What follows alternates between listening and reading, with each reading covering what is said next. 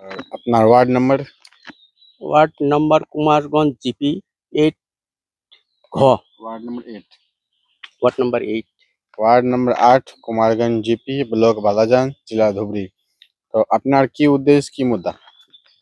मेरा मोर এইটোই মুদ্রা আছে, এইটোই উদ্দেশ্য আছে যে আমার সিএমএ যি কথাখিনি কৈছিল যে সমাজত দুর্নীতি এইটো নিষ্পাপ কৰি দিব লাগে, শেষ কৰি দিব লাগে। প্ৰথম উদ্দেশ্যটো মোৰ এইটোই যে আজি আমাৰ গাঁৱৰ মানুহ সিহঁতে একো নাজানে, কিন্তু সিহঁতৰ যিবিলাক চৰকাৰী আঁচনি আহে সেই আঁচনিৰ বিনিময়ে কোনোবাই মানে নিজৰ স্বাৰ্থৰ লুটি লোৱাৰ কাৰণে প্ৰেছাৰত পেলায়।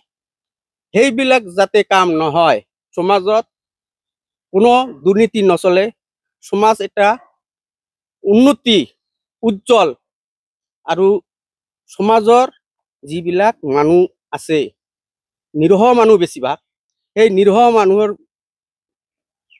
সন্মুখত ৰাখি মই এইখিনি কথা ক'ব বিচাৰো যে আজি এই 8 নম্বৰ ৱাৰ্ডৰ মেম্বাৰ হিচাপে মোৰ ভনীয়েক নীলোফা খাতুন তাক থিয় কৰাইছো সমাজৰ উন্নতিৰ কাৰণে। 1 নম্বৰ পইণ্ট। 2 নম্বৰ কথা হ'ল যিবিলাক মানুহে আজি বেছিভাগ মানুহে দেখা যায় গাঁৱতে এই বিভিন্ন ধৰণৰ বিজনেছ, দুৰ্নীতি বিজনেছ, মানুহক ধ্বংস কৰা বিজনেছ, ড্ৰাগছ হাবি জাবি চলি থাকে। সেইবিলাক মই শেষ কৰি দিম যদি ৰাইজে মোক এই প্ৰতিনিধি বনাই দিয়ে। আৰু এটা কথা হ'ল সমাজত শিক্ষাৰ ক্ষেত্ৰত আমাৰ গাঁৱৰ মানুহ কিছুমান আছে, বেছি অংশ মানুহে 80% এইবিলাক বাহিৰত যায় কাম কাজ কৰি থাকে, ইট ভাটাত কাম কৰি থাকে।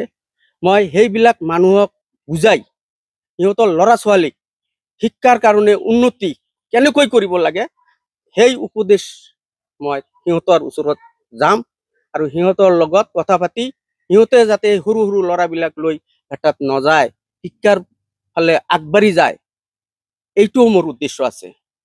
আৰু মই এটা সমাজ সেৱক ল'ৰা। মই আমাৰ ইয়াত ভাল ডক্টৰ নাই, ভাল কোনো চিকিৎসা নাই। এইবিলাক মানুহক स्कूल में टीचर नहीं? स्कूल में टीचर नहीं है, শিক্ষক নাই ইয়াত। শিক্ষাৰ ক্ষেত্ৰত বহুত পিছ পৰাই আছো আমি। এইবিলাক আমাক আগবাঢ়াই যাব লাগে। এইটোৱে মোৰ কথা। আপনার पंचायत अंतर्गत वार्ड नंबर 8 अंतर्गत खवा पानी व्यवस्था की, जल जीवन मिशन व्यवस्था की? ইয়াত যিটো জল জীৱন ব্যৱস্থা ইয়াত হৈছে এইটো মই ভালকৈ জানো। যেতিয়া সাৰ্ভে কৰিছে, যি কন্ট্ৰেক্টৰে কাম কৰিছে, সেই কন্ট্ৰেক্টৰৰ যে যিটো পইণ্ট বনাইছে ইয়াত, তাত 650 মানুহ আছে। 650 হাউচ, 650 হাউচ, 650টা হাউচত ইমানখিনি এৰিয়াত কিন্তু পানী নাপায়। 200 ঘৰ মান পানী পায়, বাকীখিনি কিন্তু পোৱা নাই।